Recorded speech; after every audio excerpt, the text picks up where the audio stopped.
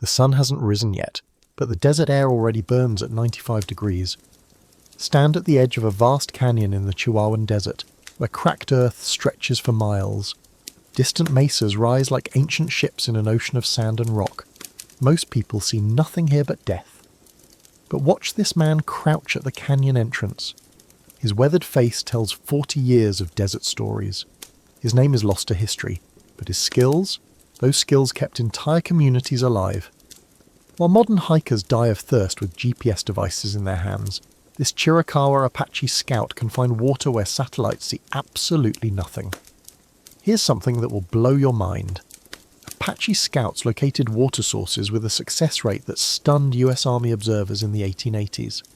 They found life-saving water in terrain where soldiers with maps, compasses, and all the best gear of their time died of dehydration. We're talking about people who could read the desert like you read a book. Think about this. Modern hikers carrying phones, GPS units, and emergency beacons still die in these same deserts every single year.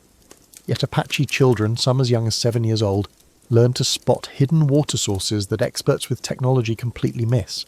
The difference: they knew how to read signs written in plants, rocks, and animal behaviour. US Army documents from the Apache Wars described water-finding abilities that seemed impossible. Officers wrote reports saying Apache scouts could smell water or had supernatural powers. The truth was simpler and more amazing. They had knowledge passed down through hundreds of years of desert survival. Let's be clear about who we're talking about. The Chiricahua Apache lived in southeastern Arizona, southwestern New Mexico, and northern Mexico. The Mescalero Apache thrived in south-central New Mexico. These weren't random wanderers. These were specific tribes with deep roots in the southwest deserts, going back to the 1400s. Back in that pre-dawn canyon, feel the landscape around you. The smell of creosote bush fills the hot air, that sharp, rain-like smell that means desert. Wind whistles through narrow canyon passages. Touch the sandstone wall beside you. Even before sunrise, the rock holds yesterday's heat like a cooking stone. Watch the Apache scout's eyes scan the rock walls.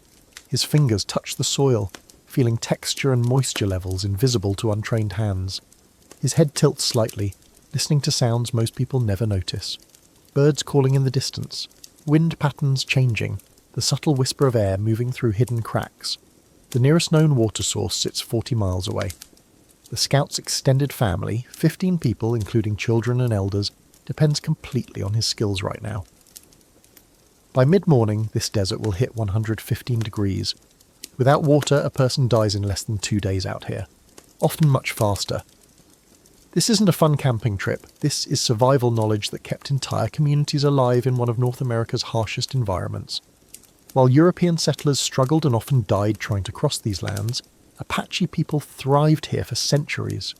Their secret? Skills like what you're watching right now. The scout spots something. A slight green tint on the distant rocks. A pattern in how plants cluster at a specific elevation. The way morning birds flew when they took off 10 minutes ago. He's reading a language written by nature itself. And that language is about to reveal where water hides beneath seemingly bone-dry earth. Here's why this matters today. Right now, US Army survival schools at Fort Huachuca and Fort Bliss teach these exact Apache methods to soldiers. Special Forces troops heading to desert environments must learn traditional water-finding tricks before they deploy. These aren't primitive backup skills. These are primary survival techniques that work when expensive technology fails. Border Patrol search and rescue teams, called BORSTAR, use Apache plant indicators when searching for lost hikers in the desert. Wilderness guides across the Southwest teach these methods to thousands of civilians every year. Why? Because this knowledge saves lives. Climate change is spreading desert conditions across the planet. Droughts are lasting longer. Water sources that people relied on for generations are drying up. Suddenly, ancient Apache water-finding wisdom isn't just interesting history. It's emergency knowledge that more people need to learn right now. By the end of this video, you'll master 3 primary Apache water location methods that work in any dry environment. First, you'll understand plant indicators, which trees, bushes, and grasses grow near hidden water. Second, you'll learn geological signs that reveal where water collects underground. Third, you'll discover animal behaviour patterns that point directly to water sources. Survival instructors at Fort Huachuca train hundreds of soldiers yearly in desert survival. They've tested every modern method and every traditional technique. Their conclusion? Apache water finding methods outperform GPS-based water mapping in rocky terrain. The success rate speaks for itself. Desert hiking guides tell the same story. When their clients' water filters break, batteries die, and technology fails, which happens constantly in desert conditions, traditional knowledge becomes the difference between life and death. You don't need to be Apache to learn these skills. You don't need expensive gear or years of training. What you need is careful observation and respect for the knowledge you're receiving. These techniques come from centuries of survival wisdom, refined through generations of people who depended on getting water finding exactly right. The scout at the canyon entrance learned these skills from his grandfather, who learned from his grandfather before him. That chain of knowledge stretches back hundreds of years. Today you're joining that learning tradition. But these remarkable skills didn't appear overnight. The Apache mastery you're about to learn was refined across centuries of desert survival, shaped by one of North America's harshest environments, and a culture that viewed water finding as sacred knowledge passed from elder to youth. To truly understand these techniques, we must first walk in the footsteps of the people who perfected them. We need to see the world through their eyes, understand the challenges they faced, and respect the cultural wisdom that made this knowledge possible. Let's dive deeper into the Apache story and discover how survival necessity created the world's most effective traditional water-finding system. The Apache didn't just survive the desert. They thrived where Spanish conquistadors died of thirst wearing full armour. They built entire civilizations in places where modern survival experts struggle to last 3 days. How? The answer lies in centuries of careful observation, cultural wisdom, and environmental knowledge that most of the world never understood. Let's travel back in time and meet the people who mastered water finding better than anyone in history. 3 main Apache groups developed these water skills across the Southwest. The Chiricahua Apache lived in southeastern Arizona, southwestern New Mexico, and stretched down into northern Sonora and Chihuahua, Mexico.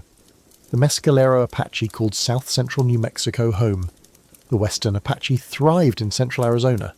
Each group adapted their water finding methods to their specific landscape, but all shared the same core knowledge passed down through generations. Archaeological evidence shows Apache people lived continuously in these regions for over 700 years. That's not just passing through, that's deep roots. That's knowing every rock, every plant, every seasonal change in a landscape most people consider unlivable. Here's what makes this even more impressive. The Chihuahuan Desert receives only 6 to 12 inches of rain each year. The Sonoran Desert gets 3 to 15 inches. To put that in perspective, most American cities get 30 to 50 inches of rainfall annually. Imagine trying to find water in a place that gets less rain in a whole year than Seattle gets in 1 month. Summer temperatures in Apache territories regularly hit 110 to 120 degrees Fahrenheit. Winter freezes destroy surface water sources. Flash floods during monsoon season wash away everything, then disappear underground. The environment wasn't just challenging, it was actively trying to kill anyone who didn't know its secrets. Spanish colonial records from the 1500s describe Apache water knowledge with words like supernatural powers and impossible abilities. One Spanish explorer wrote that Apache scouts could sense water through solid rock and walk directly to hidden springs in terrain where our best guides found nothing. They weren't supernatural, they were simply that good at reading nature's signs. Archaeological discoveries reveal water camps that Apache people used continuously for over 400 years. Think about that. The same families return to the same seasonal water sources for longer than the United States has existed as a country. That's not luck. That's systematic knowledge carefully preserved and passed down through countless generations. Let's understand where this knowledge came from. Before the 1400s, Apache ancestors were part of Athabascan-speaking peoples who lived in what's now Canada and Alaska. When they migrated south, they brought cold weather survival skills but had to completely relearn how to find water in desert conditions. Over the next 200 years, they refined desert-specific techniques through trial, error, and careful observation. From the 1400s to 1600s, Apache water-finding methods became increasingly sophisticated. They learned which plants indicated underground water, which rock formations trapped rainfall, which animal behaviours revealed hidden springs. This wasn't casual knowledge, this was life or death information tested and proven over generations. The 1600s through 1850s marked peak development of Apache water skills. Spanish colonization from 1500 through 1821, followed by Mexican control, and then US expansion after 1846, pushed Apache people into increasingly harsh lands. The better territories with obvious water sources were taken by settlers. Apache communities had to survive in marginal desert lands where water was harder to find. This pressure intensified their need for advanced water location skills. During the Apache Wars from 1850 through 1886, these skills proved crucial for survival. US cavalry soldiers died of dehydration trying to chase Apache groups through desert terrain. Military records show more soldiers died from heat and lack of water than from combat. Meanwhile, Apache families, including children and elders, moved through the same landscape finding water that army scouts with maps couldn't locate. After 1886, when Apache groups were forced onto reservations, many feared this precious knowledge would disappear, but elders refused to let it die.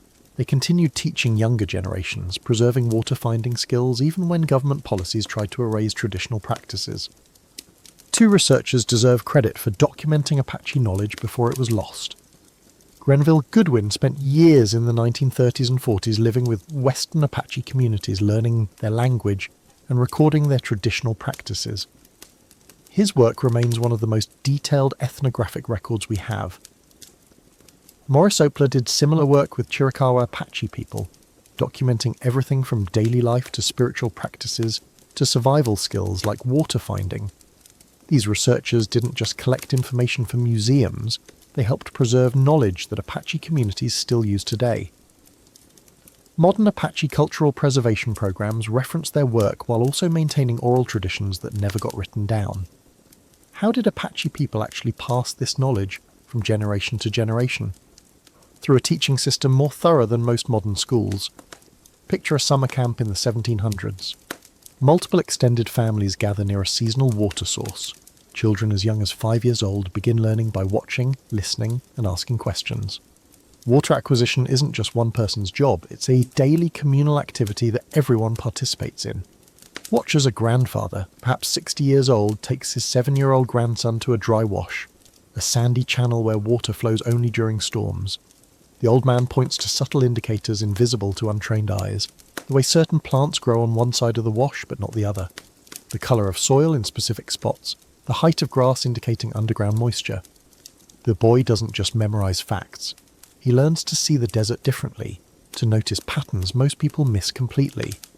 This training continues year after year, building observation skills like a muscle that gets stronger with practice. Water finding held spiritual significance in Apache culture beyond just practical survival. Many Apache communities practice water blessing ceremonies, recognizing springs and reliable water sources as sacred gifts. This spiritual dimension helped create what we might call photographic memories of water locations and indicators. When something matters to your soul as well as your survival, you remember it perfectly. Some water-finding techniques were taught primarily to scouts and hunters, usually men who ranged far from camp looking for game and new resources. But women and elders also held crucial water knowledge, particularly about plants, seasonal patterns, and water sources near traditional camping areas. This was shared knowledge that involved the entire community.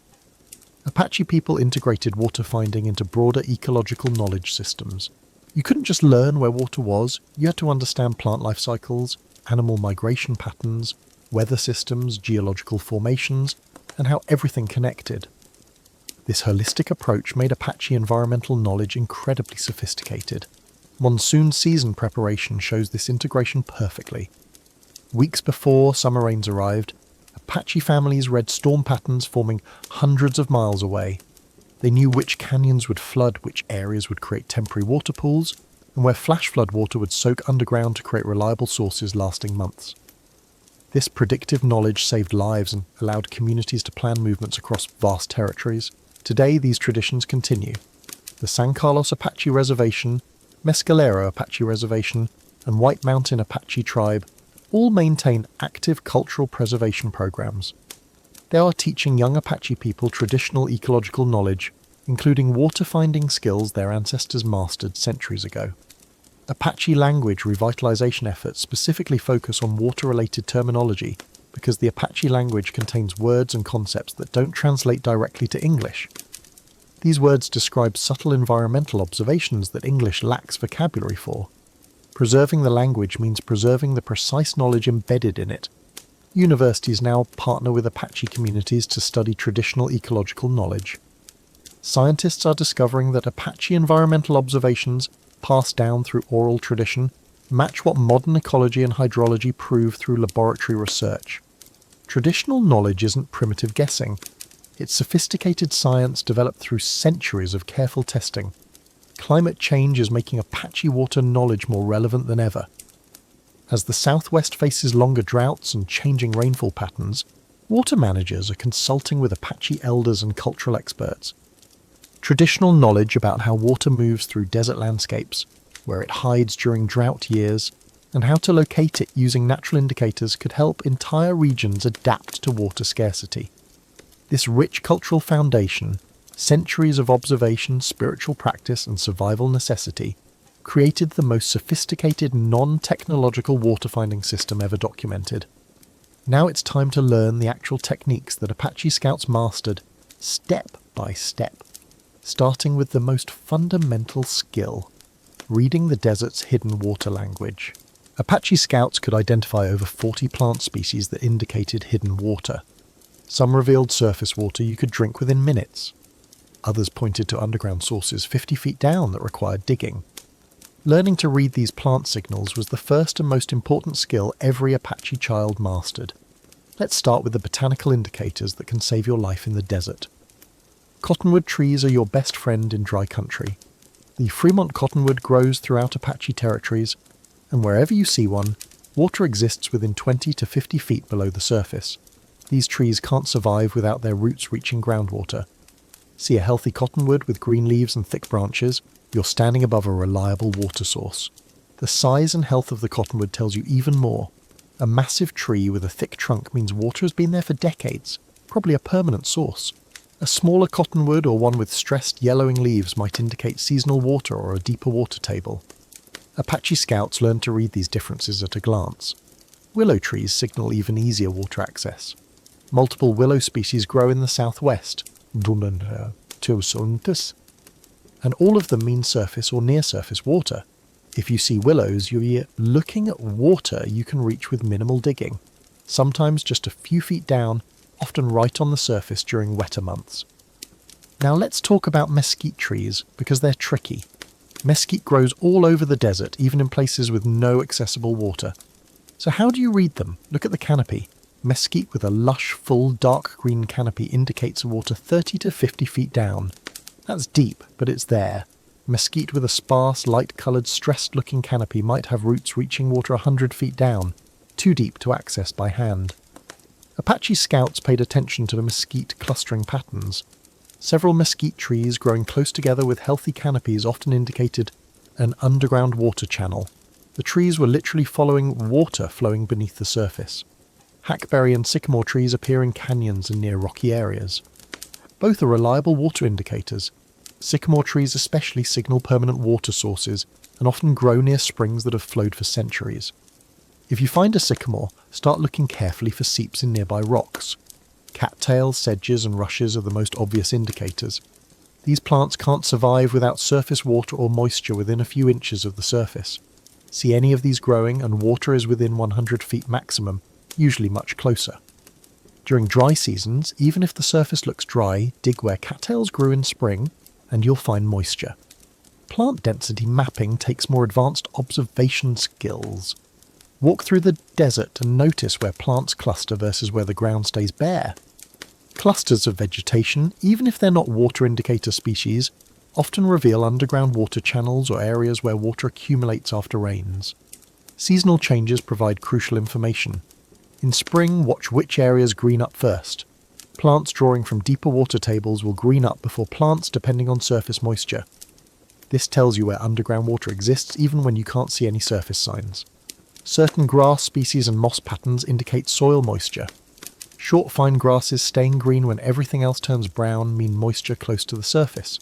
Moss growing on the shaded side of rocks, even in seemingly dry areas, reveals enough moisture in the air and soil to support life. And where there's that much moisture, water often hides nearby. Now let's move to geological signs, because rocks and soil formations tell their own water story. Rock formations determine where water flows and where it stops. Limestone and sandstone layers trap water like natural storage tanks. These porous rocks absorb water during rains and hold it for months. When you see limestone or sandstone cliffs, look for seeps at the base where water slowly trickles out. Volcanic rock, on the other hand, channels water to specific points. Water doesn't soak into volcanic rock easily, so it flows along the surface and underground until it finds cracks and low points. This creates concentrated water sources at specific locations while leaving surrounding areas completely dry. Canyon and arroyo geography reveals where flash flood water accumulates underground. Look for bends in canyons where water would naturally slow down during floods.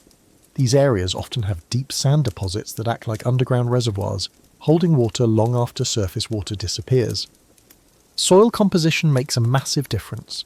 Clay layers create natural barriers that water can't penetrate. When rain falls or floodwater flows over clay, the water spreads horizontally instead of soaking straight down.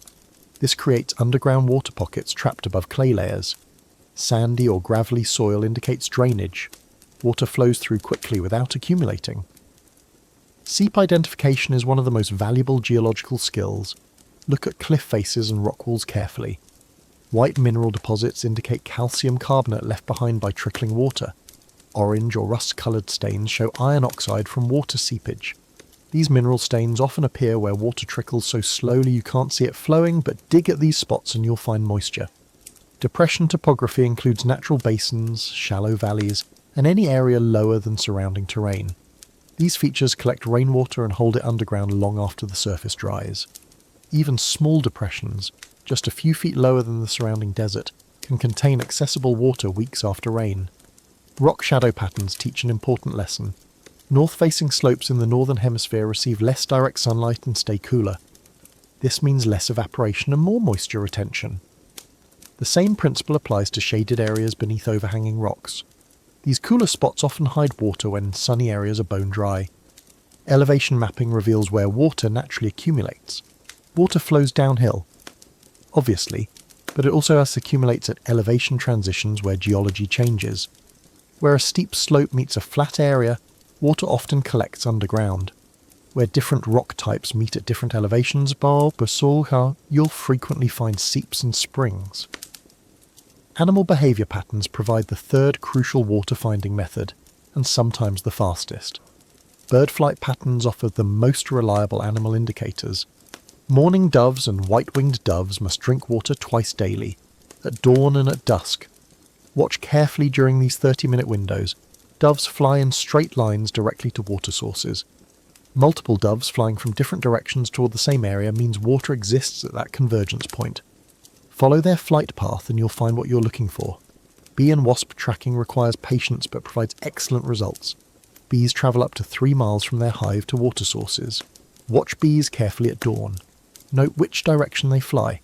Follow that direction and look for multiple bees converging. That's your water location. Wasps need water to build their mud nests, so heavy wasp activity often indicates water nearby.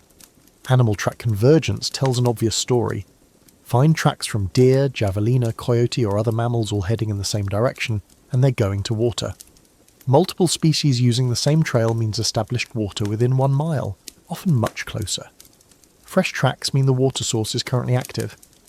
Ant colonies seem like strange water indicators, but certain ant species build their colonies within 6 feet of the water table. Large ant mounds in areas that otherwise seem dry often indicate moisture beneath the surface. This won't help you find drinking water immediately, but it confirms underground water exists in that location. Bird nesting sites provide long-term water location information. Some bird species, especially those raising chicks, nest only near reliable water sources. Find nests of species that require daily water, and you've found an area with dependable water access nearby. Amphibian sounds make water location simple during certain seasons. Frogs need water to survive and breed. Hear frogs calling and you've located either permanent water or seasonal water that lasts long enough to support amphibian life cycles. Even if the surface appears dry, dig where frogs were calling and moisture often remains underground. Time of day patterns matter tremendously. Most desert animals water at dawn or dusk to avoid midday heat. Position yourself at a high point with good visibility during these windows and simply watch. Animal movement patterns will reveal water locations. Now comes the master skill that separates beginners from experts: integration technique. Apache scouts never relied on just one indicator. They combined botanical, geological and animal signs to triangulate water locations with incredible accuracy. This multi-layered approach raised success rates above 90% even in extremely challenging conditions. Here's how integration works. You spot a cluster of mesquite trees with healthy canopies. That's botanical indicator number 1. You notice the mesquite grows at the base of a small depression in the landscape. That's geological indicator number 2. Early morning, you see dove tracks in the sand heading toward that depression. That's animal indicator number 3. All 3 systems point to the same location. Your confidence level just went from possible to highly probable. Reading contradictory signals requires experience and judgment. What do you do when plants say yes, but geology says no? Maybe you see healthy vegetation, but the area sits on volcanic rock that doesn't hold water. In this case, trust the plants, but understand the water might be flowing underground to a different location. The vegetation tells you water exists in the area, but geology tells you where it actually accumulates. Seasonal calibration adjustments account for how indicators change throughout the year. Spring indicators don't work the same way in late summer. Water tables drop, surface water disappears, plants go dormant. Apache scouts constantly recalibrated their reading based on season, recent rainfall, and long-term weather patterns. Probability mapping involves mentally categorizing locations as high, medium, or low confidence zones. High confidence means 3 or more indicators converge. Medium confidence means 1 or 2 strong indicators. Low confidence means marginal signs that might or might not pan out. In survival situations, you focus energy on high confidence zones first. Verification protocols prevent wasted effort. Before you invest hours digging, look for final confirmation. Is the soil slightly cooler in one spot? Does the sand feel different when you squeeze it? Do insects cluster in a specific area? These micro-indicators verify you've pinpointed the right location before you break out the digging tools. Traditional extraction methods minimize the backbreaking work of digging in hard desert soil. Apache people looked first for natural depressions and existing animal scrapes. Why dig a new hole when animals have already started one? Deer, javelina, and other mammals often paw at the ground where they smell moisture. These scrapes give you a head start. You're digging where animals already confirmed water exists. Close to the surface. Hand digging techniques focused on efficiency. Dig in the coolest part of the day to conserve energy and reduce sweat loss. Dig in sandy areas rather than hard-packed soil when possible. Dig at the lowest point in a depression, where water naturally accumulates. Remove loose soil with your hands or improvise tools rather than fighting hard-packed earth. Vegetation clearing for seep development involves cutting back plants around a known seep to allow more water to accumulate rather than being absorbed by plant roots. This technique increases water availability without deep digging. Overnight collection strategies took advantage of time. Dig down to damp soil, then leave the hole overnight. Water naturally seeps into the depression while you rest. By morning, you've got drinkable water with minimal effort. Rock arrangement for the condensation capture involved placing cool rocks in the bottom of holes dug to damp soil. Temperature differences between cool rocks and warm air create condensation. Small amounts, but every drop counts in survival situations. These core techniques formed the foundation of Apache water mastery. But the true masters developed advanced variations for extreme conditions. Methods so sophisticated they could find water in places where even the basic indicators failed. These expert-level applications reveal the full genius of Apache environmental observation. When standard methods fail, Apache masters had secret backup techniques that kept their people alive through the harshest conditions imaginable. These advanced water-finding variations separated survival from death during brutal winters, devastating droughts, and emergencies where every minute counted. Let's explore the expert-level skills that showcase the true genius of Apache environmental observation. Winter water finding presents unique challenges because the most obvious plant indicators disappear. Leaves fall off cottonwoods and willows. Grasses turn brown and dormant. Green vegetation vanishes across the landscape. But Apache scouts didn't need green leaves to find water. They read dormant plant structures invisible to untrained eyes. Look at bare cottonwood branches in winter. Healthy trees connected to reliable water sources show dense branch patterns with thick bark that stays slightly flexible. Cottonwoods struggling to reach deeper water have sparser branches and bark that becomes brittle and cracked. Touch the bark. Feel the difference. Trees with adequate water maintain bark texture even in freezing temperatures. Winter bud placement on willows reveals water proximity. Abundant buds clustering on branches indicate the tree expects spring water and is preparing for explosive growth. Sparse, scattered buds suggest the tree conserves energy because water access is uncertain. These subtle differences told Apache scouts which water sources would persist into spring. Snowmelt prediction became crucial for planning seasonal movements. Apache families needed to know where temporary water would accumulate before it actually appeared. They read the landscape like a future map. South-facing slopes lose snow faster, creating early water sources. North-facing slopes hold snow longer, releasing water gradually over weeks. Natural depressions that don't show obvious signs in summer become critical water collection points when snow melts. Spring anticipation required predicting water emergence 2 to 3 weeks before any visible signs appeared. How? By reading soil moisture at depth during late winter. Dig down 1 foot in areas that held water the previous year.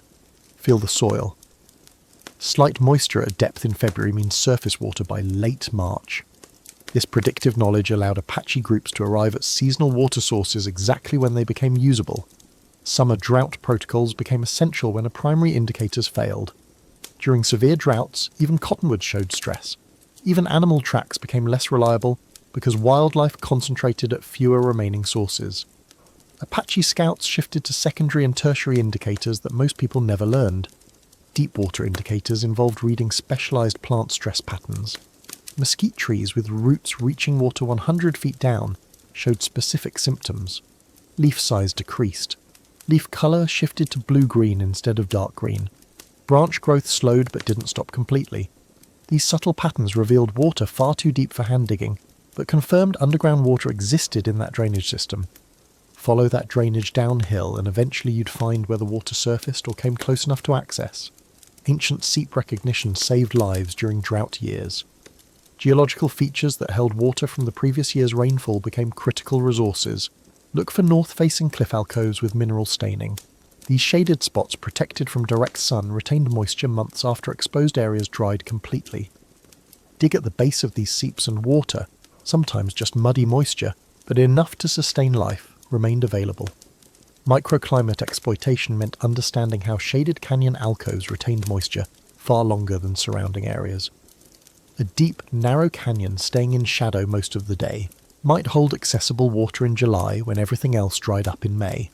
Apache scouts memorized dozens of these microclimate locations across their territories.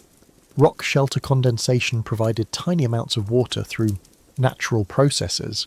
Certain rock formations with specific shapes created temperature differences between day and night that caused condensation. Place containers beneath these formations overnight and collect small amounts of water by morning. Not enough for a whole family, but enough to keep a scout alive during emergency travel. Buried water memory involved reading landscape history for ancient water channels now hidden underground. Changes in vegetation patterns, slight elevation differences, and soil colour variations revealed where streams flowed hundreds of years ago. These ancient channels often still carried underground water even when surface flow had stopped centuries earlier. Minimum water extraction techniques allowed collecting tiny amounts without depleting the source. Instead of digging a large hole that might dry up the seep, create a small depression that fills slowly overnight. Take only what accumulates naturally. This sustainable approach kept water sources viable for return trips. Terrain-specific adaptations show how Apache scouts modified their techniques for radically different landscapes. Mountain canyon systems concentrate water at specific elevations where geological layers intersect. Water flowing underground hits impermeable rock layers and is forced to the surface. Apache scouts knew that certain elevations in mountain ranges consistently produce springs. Even if a specific spring dried up, another spring at the same elevation in a nearby canyon would likely still flow. This elevation-based water prediction allowed navigation through mountain territories with confidence. Bajada strategies addressed alluvial fan formations where mountain canyons empty onto flat desert. Water spreads underground in these fan-shaped deposits. The trick is understanding flow patterns. Water doesn't spread evenly. It follows underground channels determined by how rocks and soil settled over thousands of years. Apache scouts read surface clues, slight vegetation differences, subtle elevation changes, to map these invisible underground rivers. Playa protocols dealt with dry lake beds that look completely lifeless. These flat, cracked clay surfaces seem like the last place you'd find water. But beneath that hard clay, water often sits trapped above lower impermeable layers. The challenge is identifying which part of the playa holds water and how deep you must dig through clay to reach it. Look for the lowest elevation point in the playa. Look for cracks that stay slightly darker than surrounding clay. These spots indicate moisture beneath the surface. Lava field navigation required specialised knowledge because volcanic terrain breaks all the normal rules. Lava rock doesn't absorb water like sedimentary rock. Water flows along the surface and underground through lava tubes and cracks. Apache scouts learned to identify depressions in lava fields where water collected in pockets trapped by rock formations. These hidden pockets held water weeks after rain when surrounding desert dried completely. Riparian corridor mapping meant following ancient waterways now buried underground. Dry washes that carry water only during flash floods often follow paths where rivers flowed year-round thousands of years ago. Dig in these old channels and you frequently find water flowing underground even when the surface stays bone dry. Cave and rock shelter systems provided clues through mineral deposits. White, orange or green mineral staining inside caves indicated water seeping through rock layers above. Follow the staining to its source and you might find active drips too slow to see but fast enough to collect overnight. Regional variations across Apache territories show how different groups adapted core techniques to their specific environments. Chiricahua methods in southeastern Arizona and southwestern New Mexico focused heavily on the mountain-desert interface. Their territory included dramatic elevation changes from low desert to high mountains. Chiricahua scouts became experts at reading limestone formations that dominated their region. Limestone holds water in underground reservoirs and releases it at specific geological contact points. Chiricahua knowledge emphasized finding these contact zones where water naturally surfaced. Mescalero techniques in south-central New Mexico adapted to higher average elevations and different plant communities. Their territory included more pine forests mixed with desert. Mescalero scouts learned to read how water behaved at the transition between forest and desert ecosystems.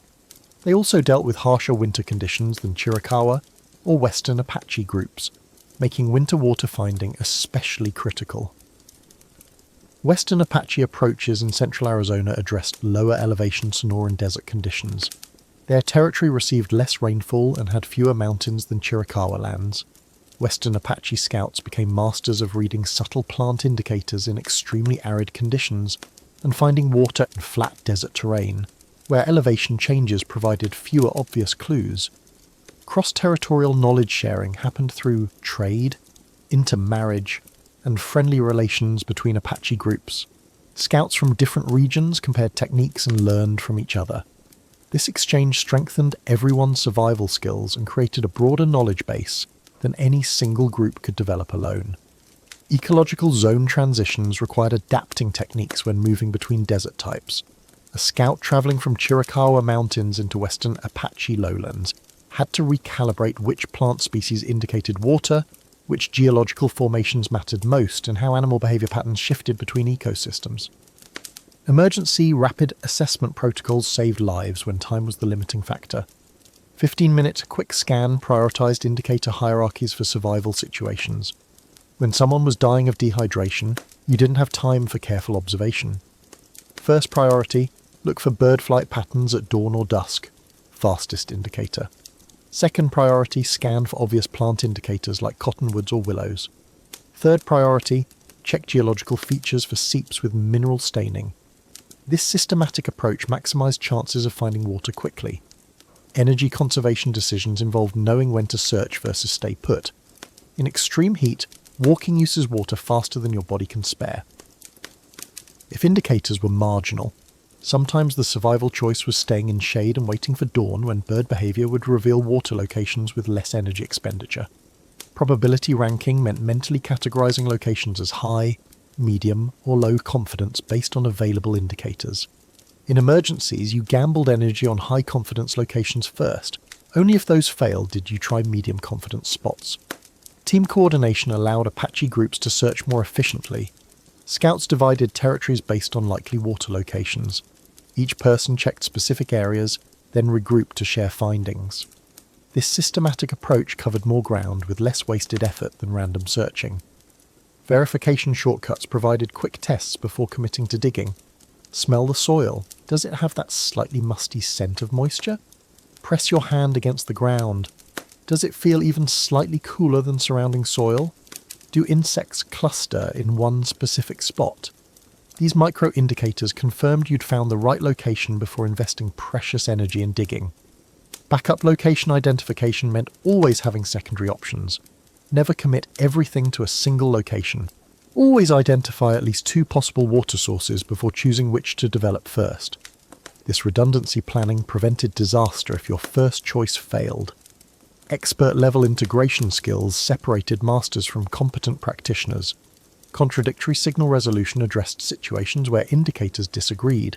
Plants say yes, but geology says no. What do you do? Masters understood that contradictions often revealed subtle factors intermediates missed. Maybe plants indicated water in the area, but geology told you the water flowed underground to a different access point 50 yards away. Both indicators were correct. You just needed advanced skills to interpret how they fit together. Subtle pattern recognition involved seeing differences invisible to intermediates. 2 mesquite trees might look identical to a novice. A master noticed that one tree's leaf colour was slightly different, indicating water depth varied by 10 feet between the 2 locations. These tiny distinctions made the difference between digging 3 feet versus digging 30 feet. Environmental change tracking meant reading how climate shifts altered indicators over time. An area that reliably held water for 20 years might dry up as regional precipitation patterns changed. Masters noticed these shifts early and adapted their mental maps of water locations accordingly. Predictive mapping involved forecasting future water availability from current conditions. Looking at an area in March, masters could predict which sources would still flow in August and which would dry up by June. This forecasting ability allowed planning multi-month movements across vast territories. Multi-day planning required identifying water along travel routes before beginning journeys. Masters mentally mapped water sources spaced appropriately for safe travel. Never more than 1 hard day's walk between sources, with backup options if primary sources failed. Teaching methods used by Apache masters emphasized experiential learning. Advanced students weren't told answers, they were shown situations and asked to read the signs themselves. Masters corrected mistakes and explained subtle factors students missed. This teaching approach built true observation skills rather than memorized rules.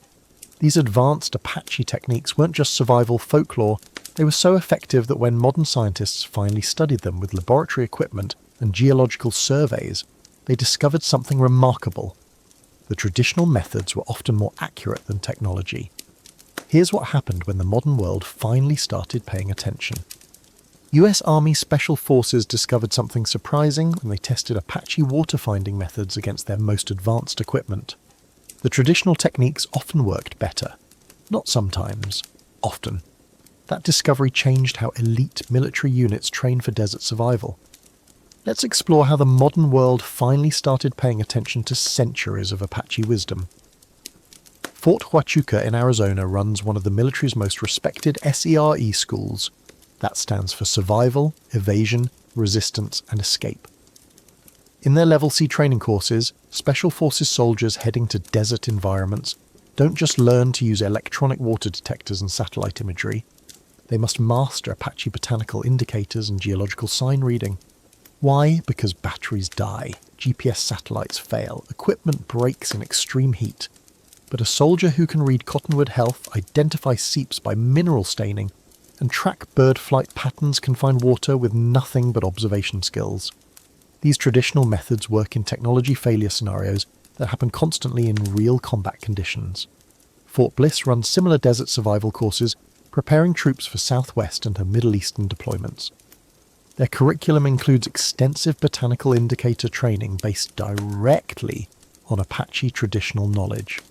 Instructors teach soldiers to identify at least 15 plant species that reveal water sources. They practice reading geological formations and animal behaviour patterns just like Apache scouts did for centuries. Military survival instructors are clear about their reasoning. Modern technology is excellent when it works, but traditional skills provide reliability that technology can't match. No batteries required, no satellite connection needed, no equipment maintenance, just observation, knowledge and practice. Border Patrol search and rescue teams, called BORSTAR, face life or death situations in southwest deserts regularly. They search for lost hikers, migrants in distress, and missing persons in brutal conditions where every hour counts.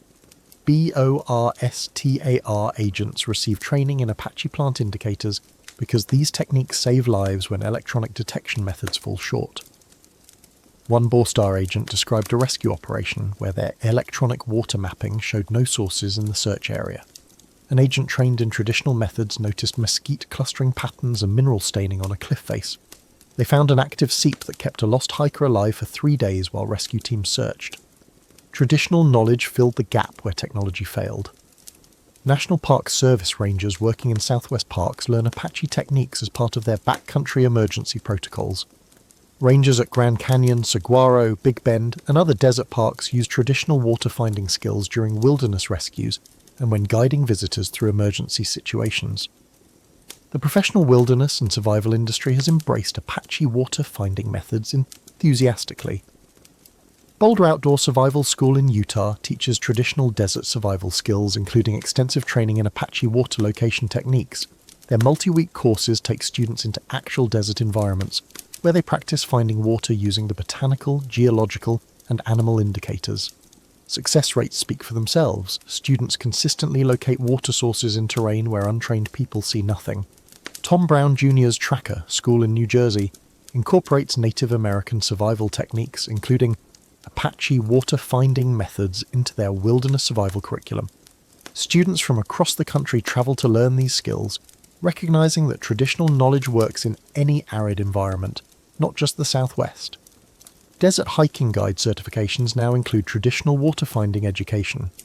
Professional guides leading trips through desert backcountry are expected to know both modern technology and traditional methods. When clients ask, "What happens if our GPS fails?"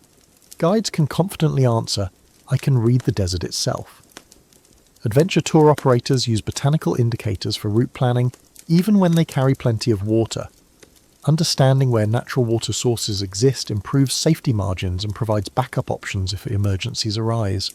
Several expedition planning companies consult with survival instructors trained in Apache methods before finalizing desert routes. Bushcraft and primitive skills instructors consider Apache water finding essential knowledge. These instructors teach people to survive with minimal equipment, making traditional observation skills even more critical than in equipment-heavy scenarios. Professional testimonials consistently emphasize that learning Apache methods made them better instructors and guides. One survival school owner explained, "Teaching traditional water finding forces students to truly observe their environment rather than just relying on gadgets. The observational skill transfers to every other aspect of wilderness survival. Scientific research has validated Apache traditional knowledge in ways that surprised even researchers. Botanical hydrology studies at multiple universities have confirmed the precise correlations between plant species and water table depth that Apache scouts observed centuries ago. Cottonwood roots consistently reach 20 to 50 feet to groundwater. Willow species indicate near-surface water. Mesquite canopy health correlates with water depth exactly as Apache knowledge described. One researcher stated, "We're using ground-penetrating radar, soil moisture sensors, and sophisticated computer modeling to prove what Apache people already knew through observation alone. The traditional knowledge isn't primitive, it's remarkably sophisticated environmental science." USGS research on geological water accumulation in southwest deserts matches Apache understanding with stunning accuracy. The geological principles Apache scouts applied, limestone and sandstone holding water, volcanic rock channeling water to specific points, clay layers creating underground reservoirs, are precisely what hydrological models predict. Ornithological studies have validated birdwater behavior patterns down to specific details. Mourning doves and white-winged doves do indeed fly directly to water at dawn and dusk. Bee water travel distances match Apache observations. Even subtle indicators like specific bird nesting site preferences near reliable water sources have been scientifically confirmed. Comparative effectiveness research produces eye-opening results. In rocky terrain with complex geology, Apache botanical methods achieved 90% accuracy in locating accessible water sources. Ground-penetrating radar in the same conditions achieved 75% accuracy because rock interference disrupted electronic signals. Traditional indicators outperform satellite imagery in several conditions. Dense vegetation blocks remote sensing. Deep canyons create shadows that confuse satellite analysis. Traditional methods work regardless of these technological limitations. Cost analysis reveals another massive advantage. Traditional knowledge costs $0 once learned. Electronic water detectors run $5,000 to $50,000. GPS systems require ongoing subscription fees. Satellite phones need service contracts. Traditional skills require only time investment to learn, but once mastered, they function forever without maintenance costs. Reliability factors heavily favour traditional methods in certain scenarios. Equipment fails in extreme heat, cold, and moisture. Batteries die at the worst possible moments. Satellite connections drop in canyons and during storms. Traditional observation skills work in any condition, anytime, anywhere. Skill development time shows interesting trade-offs. Learning to use electronic equipment takes 1 week of training. Mastering traditional water finding takes 2 to 3 years of practice. But here's the catch. Equipment operators still need traditional skills as backup, meaning they ultimately must invest that time anyway. Environmental conditions determine when traditional methods outperform technology.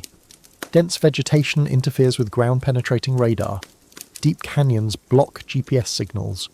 Rocky terrain disrupts electromagnetic detection.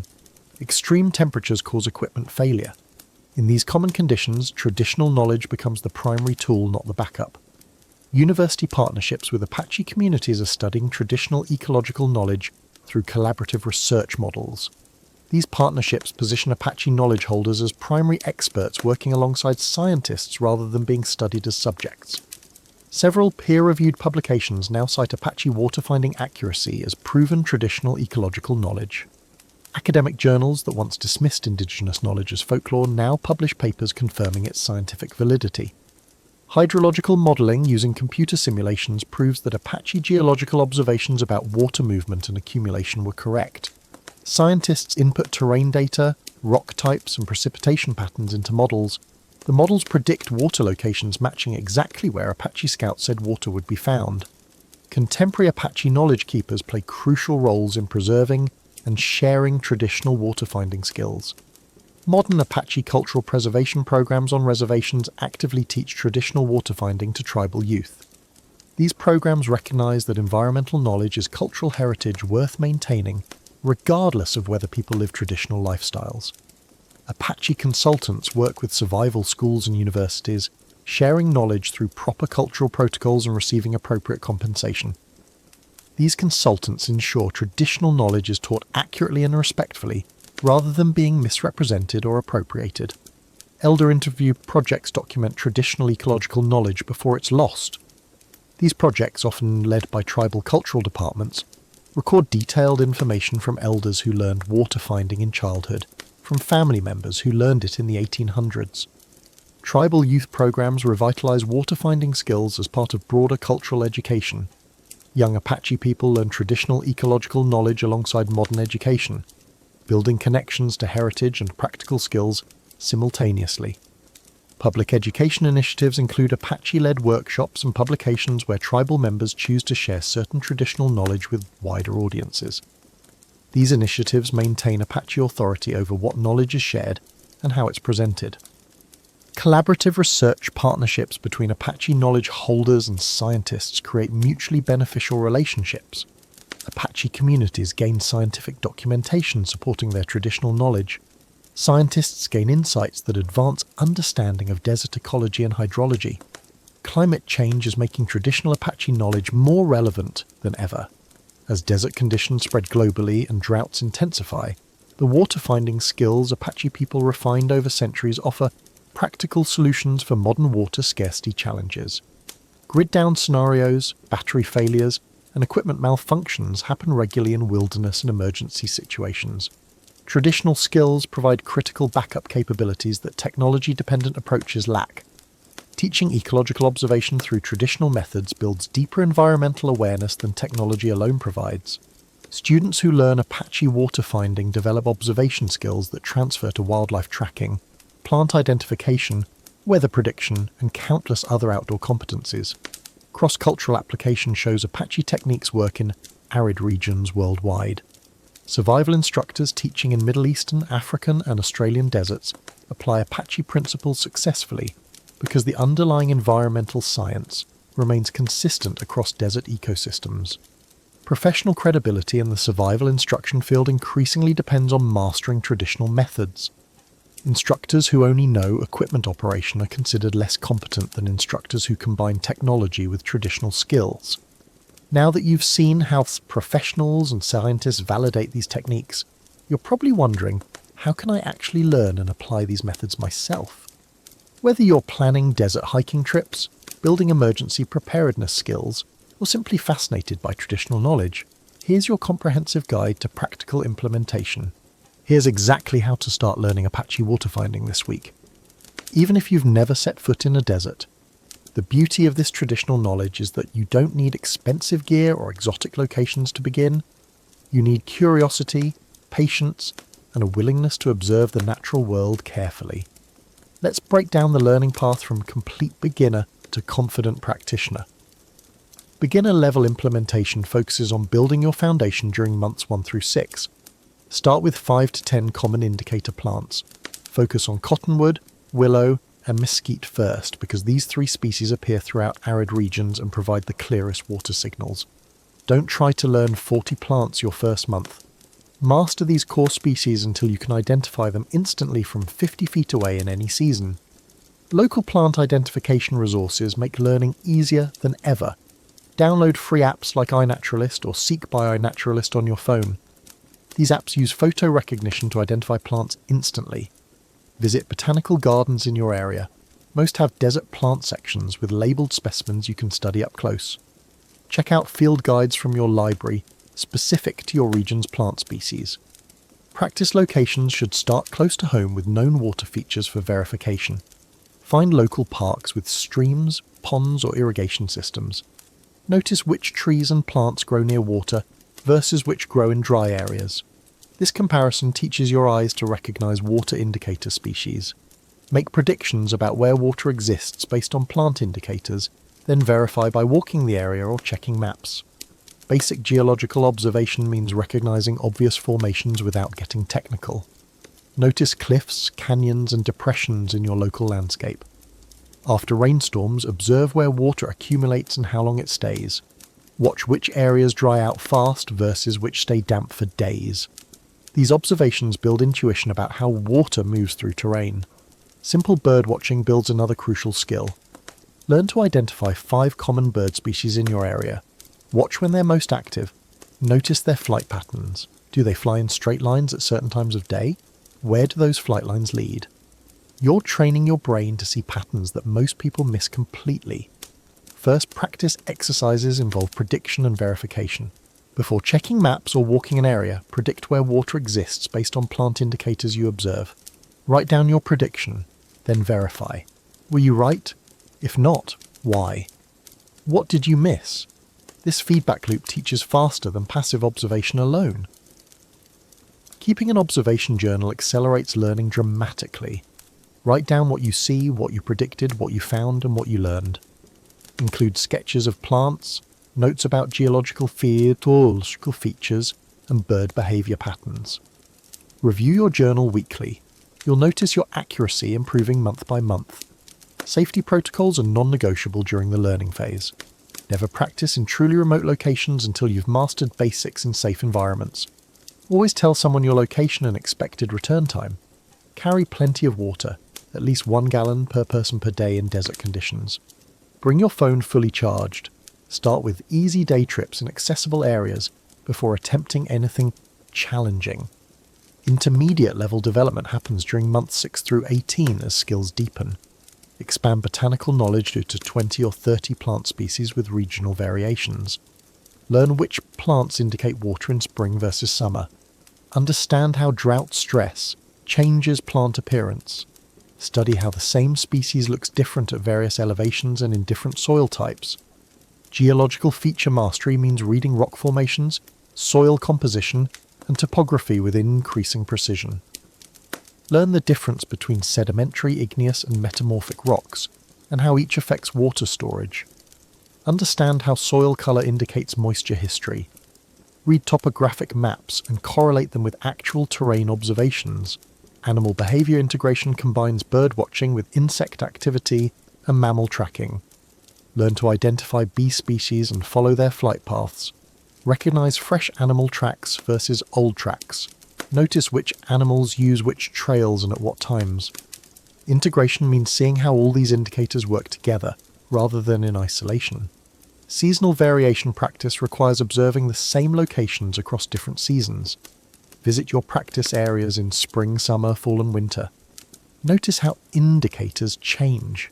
Which plants stay green longest? Where does water persist during dry months? Where does snow melt create temporary water sources? This seasonal knowledge builds true mastery. Guided field trips with experienced instructors accelerate learning enormously. Take at least one professional survival course that includes water finding instruction. Boulder Outdoor Survival School offers excellent desert survival courses. Tom Brown Jr.'s Tracker School includes traditional water finding. Local wilderness survival schools in your area may offer relevant training. Learning from experienced instructors corrects mistakes you don't even know you're making. Multi-indicator integration raises your success rate dramatically. Never rely on a single indicator. Always look for confirmation from at least 2 different systems, botanical plus geological or botanical plus animal behaviour. When multiple indicators point to the same location, your confidence should skyrocket. Distance estimation skills develop through practice. Learn to judge whether water is 3 feet down or 30 feet down based on plant health, soil moisture and geological features. This judgment prevents wasting energy digging in the wrong spot or digging too shallow. Building pattern recognition means training your eye to see subtle differences. 2 mesquite trees might look identical at first glance. With practice, you'll notice slight colour variations, canopy density differences, and branch patterns that reveal different water access depths. This subtle observation separates intermediate practitioners from beginners. Advanced level mastery begins after 18 months and continues for a lifetime. Expert level observation means recognizing contradictory signals and resolving them correctly. When plants say yes but geology says no, you understand the nuanced reasons why both indicators are partially correct.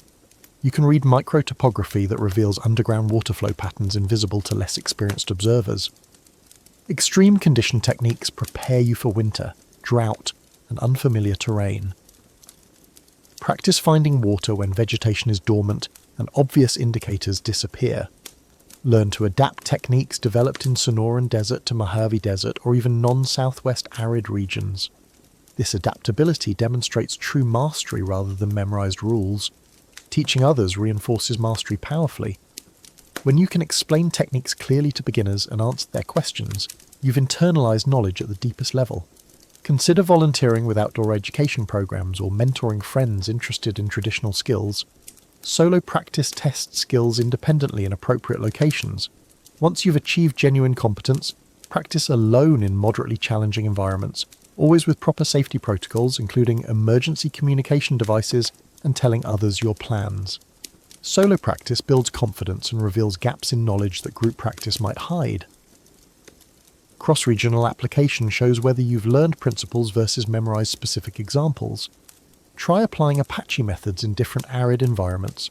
The core techniques work in any desert because they're based on universal ecological relationships between water, plants, geology, and animals. Continuous refinement follows Apache tradition of lifetime learning. Even masters continue observing, learning, and refining their skills throughout life. Approach traditional knowledge with humility and recognition that there's always more to learn. Mentorship connection with Apache instructors or advanced practitioners provides the highest quality learning. If possible, take workshops led by Apache cultural educators or survival instructors who learn directly from Apache knowledge keepers. This connection to authentic teaching lineages ensures you're learning accurately and respectfully. Safety protocols and precautions protect your life while learning. Never rely solely on traditional methods during actual survival situations until you've achieved genuine mastery through years of practice. Traditional skills should supplement modern safety equipment, not replace it, until your competence is proven through extensive experience. Always carry adequate water on desert trips. 1 gallon per person per day is the minimum standard. In extreme heat or during strenuous activity, you need more. Dehydration impairs judgment, making it harder to apply water-finding skills when you need them most. Tell someone your location and expected return time every single trip. Oh, exceptions. Even experienced practitioners follow this protocol because accidents happen to everyone. Start with day trips in accessible areas before attempting remote locations. Build skills progressively in environments where mistakes aren't life-threatening. Only after you've demonstrated consistent success in easy conditions should you attempt more challenging terrain. Carry emergency communication devices even while practicing traditional skills. Satellite phones or personal locator beacons provide backup if weather, injury or navigation errors create emergencies. These devices don't make you dependent on technology, they provide safety margins that allow confident practice. Weather awareness prevents dangerous situations. Avoid desert areas during flash flood conditions. Check weather forecasts before every trip. Recognize signs of approaching storms. Never practice in extreme heat beyond your fitness level and heat tolerance. Wildlife considerations include rattlesnake safety. Snakes are most active at dawn and dusk in warm weather. Watch where you put your hands and feet. Avoid reaching into crevices or under rocks without looking first. Don't disturb animal water sources during active hours when wildlife depends on them. Physical limitations must be honestly assessed. Know your heat tolerance and fitness level.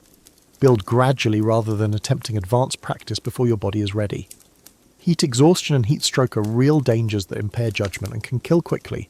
Medical preparedness includes first aid training and recognizing heat illness symptoms. Take a wilderness first aid course. Learn to recognize early signs of heat exhaustion, dizziness, nausea, confusion, excessive sweating or absence of sweating. Know when to abandon practice and seek shade and water immediately. Equipment and material sourcing supports traditional practice without replacing observation skills. Modern equipment should support traditional practice, not replace it. Use field guides and botanical apps to learn plant identification. Use GPS devices to verify your predictions about water locations, not to find water in the first place. The technology confirms whether your traditional methods worked correctly. Recommended tools include small digging implements like a trowel or folding shovel, containers for carrying water, and a field notebook for recording observations. None of these are expensive. Basic versions work fine. Clothing and sun protection matter enormously in desert environments. Wear light-coloured, loose-fitting long sleeves and pants. Use wide-brimmed hats and high SPF sunscreen. Protect your eyes with quality sunglasses. Proper clothing prevents heat stress that impairs your ability to observe and think clearly. Practice versus survival distinction is crucial. During practice, use modern backups freely. Carry GPS, plenty of water, and communication devices. You're learning, not proving yourself. Save true minimal equipment approaches for after you've achieved mastery. Local resource identification means finding where to practice in your region. Public lands managed by Bureau of Land Management and National Forests generally allow educational activities. State parks often have good practice areas. Always check specific regulations for the areas you plan to visit. Book and training resources include recommended survival schools already mentioned, plus Apache-authored materials when available. Look for books by Apache authors or ethnographic works done in collaboration with Apache communities that share publicly appropriate knowledge. Community connections provide practice partners and shared learning.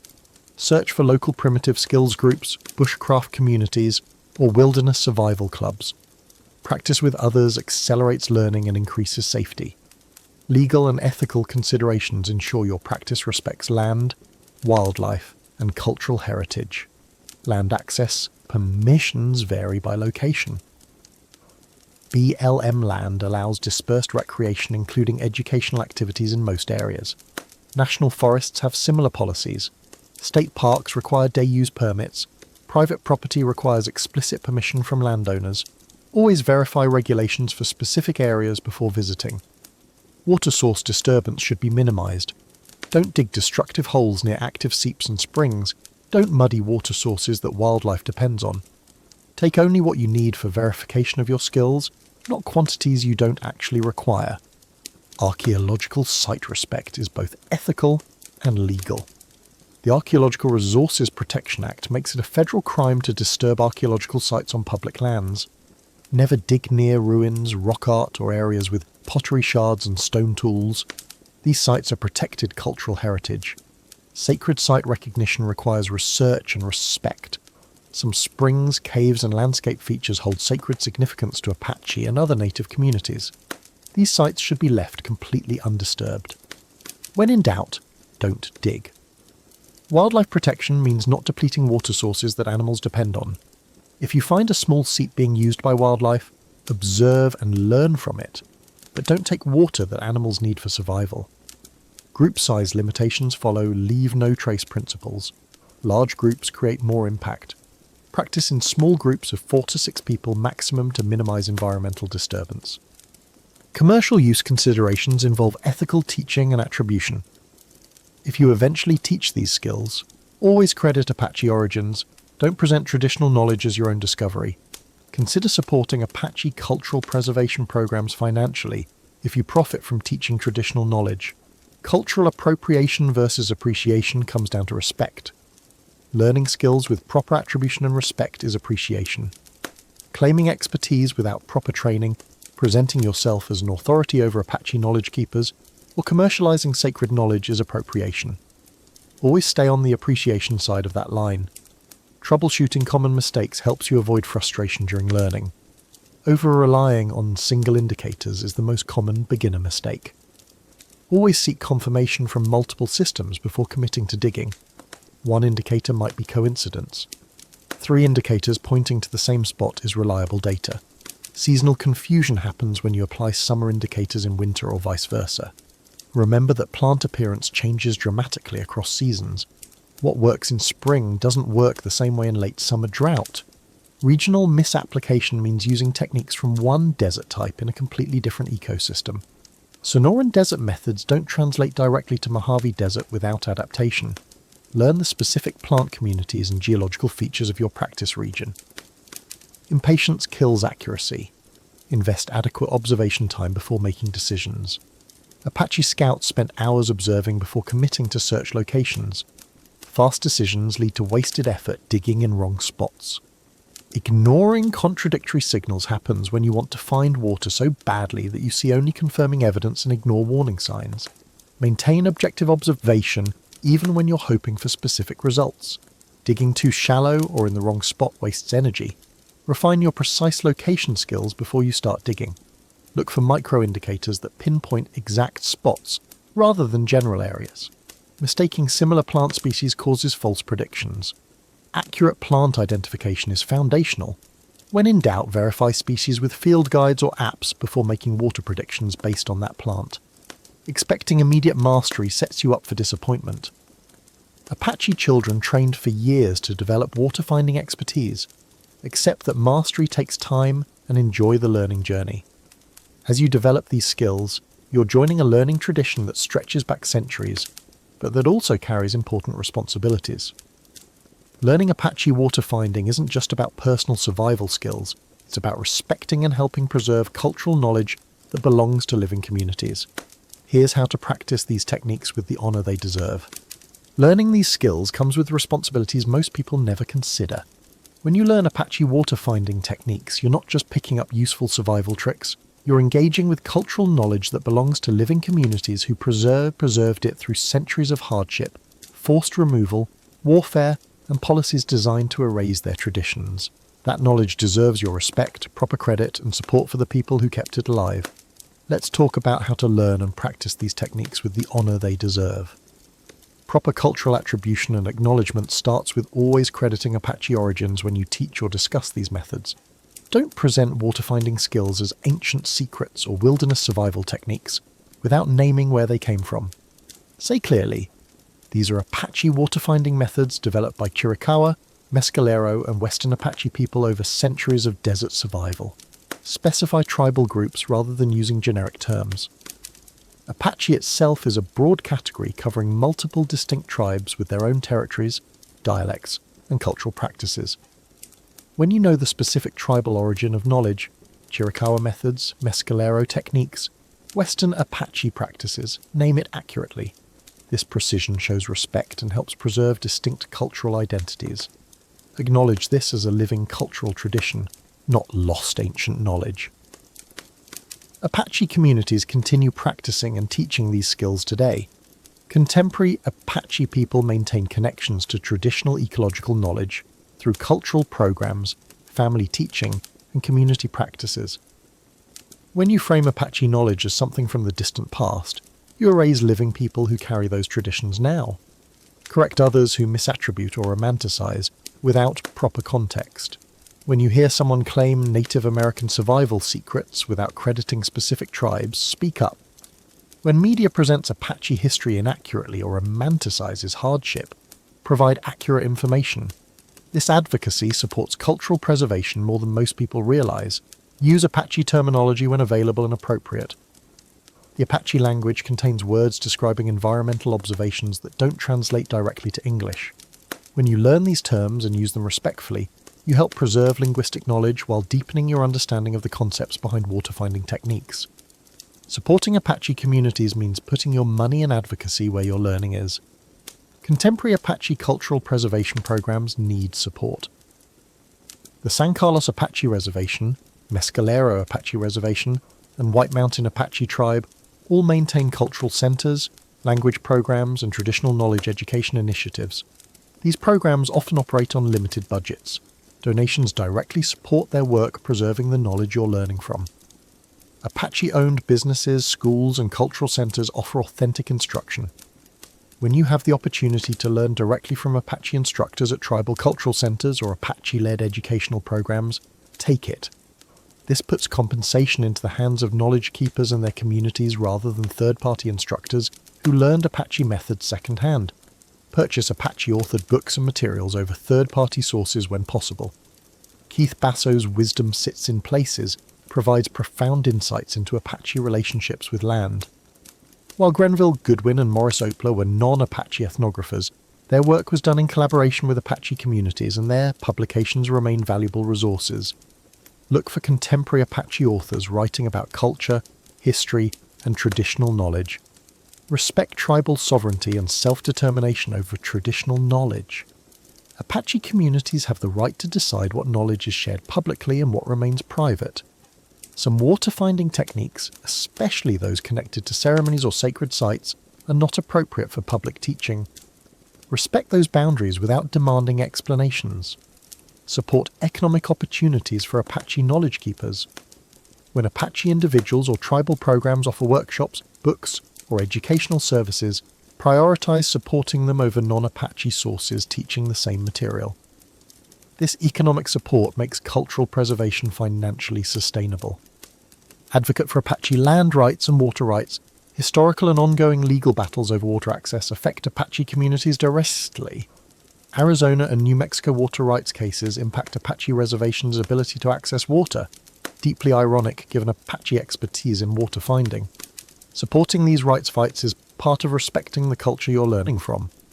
Recognize Apache communities' ongoing environmental challenges. Uranium mining contamination, water scarcity, and climate change impacts affect Apache territories. Understanding these contemporary struggles provides context for why traditional ecological knowledge remains vital and urgently needs preservation. Understanding cultural appreciation versus appropriation prevents harmful mistakes. Learning skills with proper context and credit is appreciation.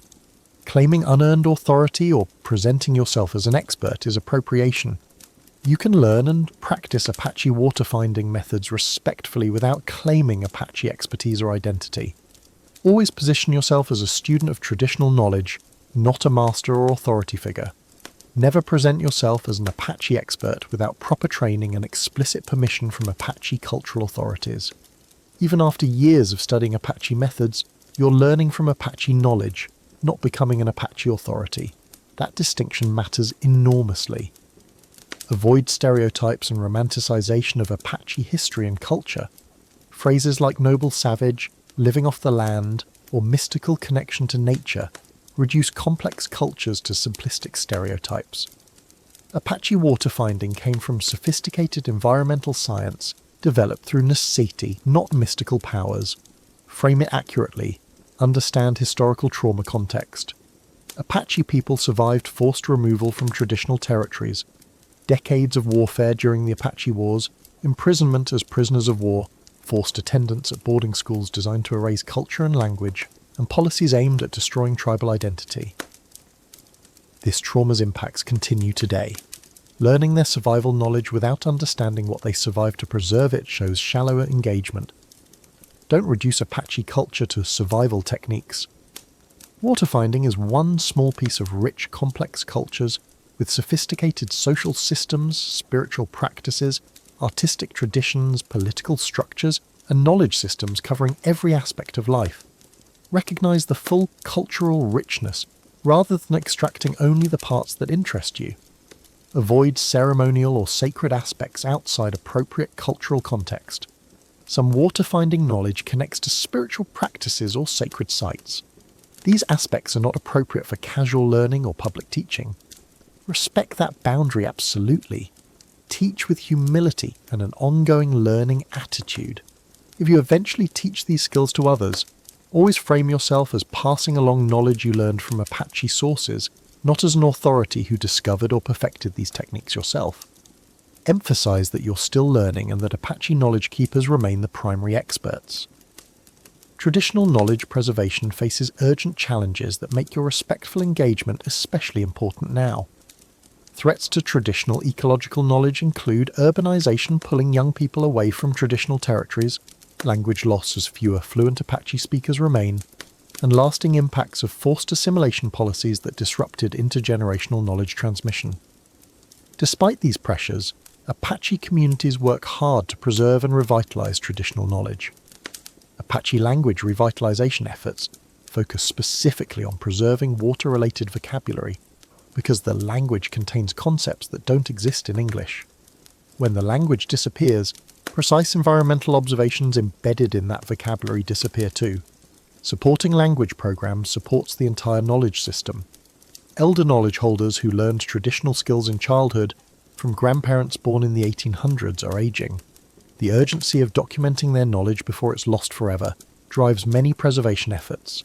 Respecting this urgency means supporting documentation projects led by tribal communities. Youth programs on Apache Reservation reconnect young people with traditional skills, including water finding. These programs help youth build cultural identity and practical skills simultaneously. Supporting these programs, financially or through advocacy, helps ensure knowledge continues to the next generation. Climate change impacts traditional territories and knowledge systems directly. As precipitation patterns shift and temperatures rise, some traditional water sources dry up while others change behaviour. Traditional knowledge must adapt while maintaining core principles. This challenge makes preservation efforts even more critical. Traditional knowledge offers value for modern environmental challenges. As scientists and water managers struggle with drought and water scarcity, Apache traditional ecological knowledge provides insights that modern science is only beginning to appreciate. Preserving this knowledge benefits everyone, not just Apache communities. Intergenerational transmission continues despite historical disruption. Many Apache families maintain traditional knowledge, teaching even when government policies punished cultural practices. This resilience deserves recognition and support as these efforts continue today. Respectful practice guidelines keep your learning ethical and honourable. Never disturb sacred sites or ceremonial locations. Some springs, caves and landscape features hold spiritual significance. If you're unsure whether a site is sacred, err on the side of leaving it completely undisturbed. Don't dig, don't take water, don't alter anything. Ask permission before practicing on tribal lands. Reservation lands are sovereign territory. Entering without permission is trespassing. Contact tribal offices to inquire about appropriate protocols if you want to visit or practice on tribal lands. Don't commercialize knowledge without proper permissions and benefit sharing agreements. If you profit from teaching Apache water-finding methods, establish formal agreements with Apache communities to share benefits. Simply crediting sources verbally while keeping all profits is insufficient. Give credit in publications, videos, teachings, and commercial ventures. Every time you share this knowledge, whether through YouTube videos, blog posts, books, paid courses, or casual conversations, credit Apache origins explicitly and accurately. Correct misrepresentations of Apache culture you encounter in media and education. When movies, TV shows, books, or educational materials present Apache people inaccurately or stereotypically, speak up. Provide accurate information and advocate for better representation. Support accurate Apache representation in public discourse. Amplify Apache voices in media, education, and policy discussions. When Apache people speak about their own culture and experiences, listen and elevate their voices rather than speaking over them. Advocate against cultural appropriation by others. When you see people or companies appropriating Apache imagery, knowledge, or identity for profit without proper credit or benefit sharing, call it out. This advocacy protects the communities whose knowledge you've learned from. Ways to learn respectfully and support preservation include concrete actions you can take starting today. Seek Apache instructors when possible through cultural centers and tribal education programs. Several Apache reservations offer cultural education opportunities for both tribal members and respectful outsiders. Learning directly from Apache teachers ensures accurate knowledge transmission and supports community knowledge keepers. Read Apache-authored materials and ethnographic works done collaboratively with Apache communities. Prioritize sources where Apache voices lead, rather than outside observers interpreting Apache culture through their own filters. Visit Apache cultural museums and historic sites respectfully. Many reservations welcome respectful visitors to cultural centers and museums. Follow all posted guidelines, ask permission before photographing anything, and purchase materials from gift shops to support programs financially. Support native-led conservation and education organizations working on issues affecting Apache and other indigenous communities. Many organizations address environmental justice, cultural preservation, land rights, and education needs. Engage with contemporary Apache issues beyond traditional skills. Apache communities face current challenges including water rights battles, environmental contamination, education access, healthcare needs, and economic development. Supporting these contemporary concerns shows respect for living communities, not just historical knowledge. Donate to Apache cultural preservation funds and language programs. Many reservations have established funds specifically supporting cultural preservation work. Direct donations help these programs continue their vital work. Amplify Apache voices rather than speaking over them. When opportunities arise to share platforms, resources, or attention, pass those opportunities to Apache people speaking about their own culture, rather than positioning yourself as the expert or intermediary. With this foundation of respect and cultural understanding, you're ready to take the next steps in your learning journey, steps that honour the tradition while developing practical skills that could one day save your life or someone else's. Here's exactly what to do next. Don't wait. Here's what you can do in the next hour to start learning. Step 1. Download a free plant identification app right now. iNaturalist, Seek by iNaturalist, or PlantNet all work excellently and cost nothing. Open the app and identify 3 water indicator plants in your local area. Look for cottonwood trees, willows, or any plants growing near water sources. Take photos, read about each species. This simple action begins your learning journey immediately. Step 2. Visit a local park or natural area this week and observe water-related botanical patterns. Don't wait for a desert trip, start where you are. Notice which plants grow near streams, ponds or wet areas versus which plants grow in dry spots. Watch where water accumulates after rain and which plants appear there first. These local observations build the pattern recognition skills you'll use everywhere. Step 3. Begin an observation journal today. Grab any notebook or start a digital document. Write down what plants you see, where you see them, and how close water is. Sketch the plants if you want. Record bird behaviour. Note geological features. This journal becomes your personal textbook, more valuable than any book you could buy because it documents your actual learning process. Step 4. Research. Apache cultural centres or survival schools offering respectful instruction. Visit websites for San Carlos Apache Cultural Centre, Mescalero Apache Cultural Centre, and White Mountain Apache Heritage Center. to see what programs they offer. Check Boulder Outdoor Survival School and other survival schools teaching traditional methods with proper attribution. Start planning how you'll get formal instruction from qualified teachers. Step 5. Purchase an Apache-authored book on traditional knowledge to deepen your understanding. Keith Basso's Wisdom Sits in Places provides beautiful insights into Apache relationships with land and place. Look for other contemporary Apache authors writing about culture, environment, and traditional knowledge. Support Apache voices directly. Step 6. Share this knowledge with family and friends while properly crediting Apache origins. Tell people what you're learning. Explain that these are Apache water finding methods developed over centuries. Teach your kids to identify water indicator plants. The more people who learn and share with proper attribution, the more these traditions are preserved and honoured. Your skill development pathway stretches from today into a lifetime of learning. Week 1 through 4. Focus on plant identification and local practice with known water sources. Master 5 to 10 common species. Visit the same locations repeatedly to see how they change over time. Month 2 through 3. Expand your botanical knowledge to 20 species. Add geological observations about rock formations and soil composition. Start noticing how terrain affects water movement. Month 4 through 6. Integrate bird behaviour into your observations. Learn which species indicate water and when they're most active. Practice combining botanical, geological and animal indicators together. Month 6 through 12. Take guided field instruction with a qualified instructor in actual desert environments. This formal training corrects mistakes and accelerates your progress dramatically. Invest in at least one professional course. Year 2 and beyond.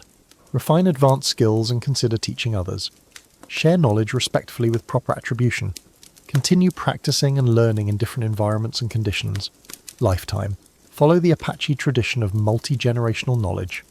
This isn't a skill you master and forget. It's a relationship with the natural world that deepens throughout your entire life. Join the community of respectful learners carrying forward Apache wisdom. Find local survival skills groups and primitive technology communities through social media and meetup websites. Look for groups emphasizing respectful learning and cultural attribution rather than just gear and techniques. Online forums dedicated to traditional ecological knowledge exist, but choose carefully. Participate only in communities that practice cultural respect and proper attribution. Avoid spaces where people appropriate indigenous knowledge without credit. Attend survival skills gatherings and primitive skills events. Annual gatherings bring together instructors and learners from across the country. These events offer workshops, networking, and community building with like-minded people. Connect with Apache cultural education programs and workshops. Some Apache communities offer public workshops teaching traditional skills. These opportunities provide authentic instruction directly from Apache knowledge keepers. Form local practice groups for shared learning. Gather 3 to 5 people interested in learning together. Practice identification skills. Visit natural areas as a group and share observations. Learning with others keeps you motivated and accountable. Contribute to traditional knowledge documentation projects led by Apache communities. Some tribes seek support for recording elder knowledge or developing educational materials. Offer skills like photography, video production, or transcription services to support these preservation efforts. Additional learning resources support your continued education. Boulder Outdoor Survival School offers multi-week desert survival courses teaching traditional skills respectfully. Research at other survival schools in your region that teach Apache methods with proper cultural attribution and qualified instructors. Apache-authored books and materials deserve your support. Beyond Keith Basso's work, look for contemporary Apache writers, tribal publications, and collaborative ethnographic works. Purchase directly from tribal cultural centres when possible. Documentary films featuring Apache knowledge keepers provide visual learning and cultural context. Search for films made in collaboration with Apache communities rather than exploitative documentaries made about them. Academic resources, including works by Grenville Goodwin, Maurice Opler, and other ethnographers, provide detailed traditional knowledge documentation. Access these through libraries or used book sources. Online courses exist, but vet them carefully for cultural appropriateness. Courses should credit Apache origins, avoid appropriative language, and ideally involve Apache instructors or consultants. Museum visits to Apache cultural centers and ethnographic museums provide hands-on learning. Many reservations welcome respectful visitors to cultural facilities, always follow protocols and support programs financially through admission fees and gift shop purchases. These skills could literally save your life. Here's your step-by-step path forward. Subscribe to this channel for more traditional wisdom and ancient life hacks that still work today. We explore ancestral knowledge from cultures worldwide, always with proper attribution and cultural respect. Comment below sharing your learning journey and questions. Tell us what plants you've identified, what challenges you're facing, and what you want to learn next. This community learns together.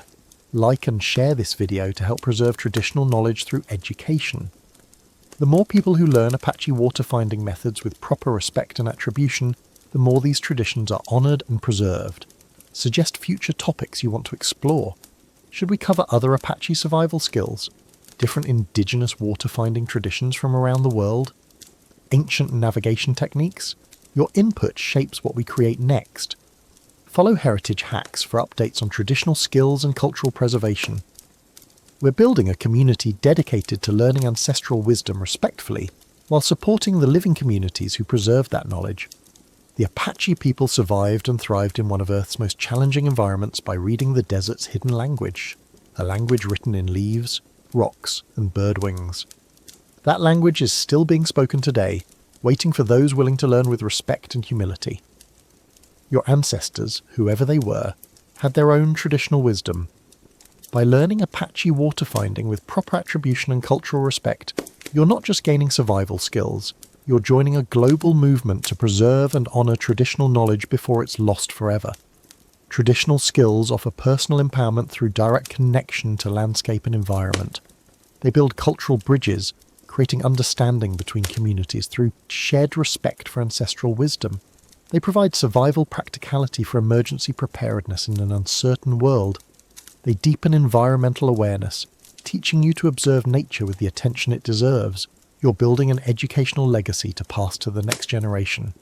You're contributing to preservation by learning respectfully and supporting communities who kept these traditions alive. You're applying ancient wisdom to contemporary challenges like climate change and disaster preparedness. The desert is calling. Will you learn to listen? Start your journey today, and remember, always credit the Apache masters who perfected these techniques across centuries of survival. Honor the Chiricahua, Mescalero, and Western Apache people whose observation skills, environmental knowledge, and cultural wisdom created the water-finding methods you're learning. This is Heritage Hacks, where ancient wisdom meets modern application. Subscribe, learn respectfully, and carry this knowledge forward with honor. The traditions of our ancestors, all our ancestors, deserve nothing less than our deepest respect and our commitment to preservation. Thank you for learning. Thank you for caring. And thank you for choosing respect over appropriation.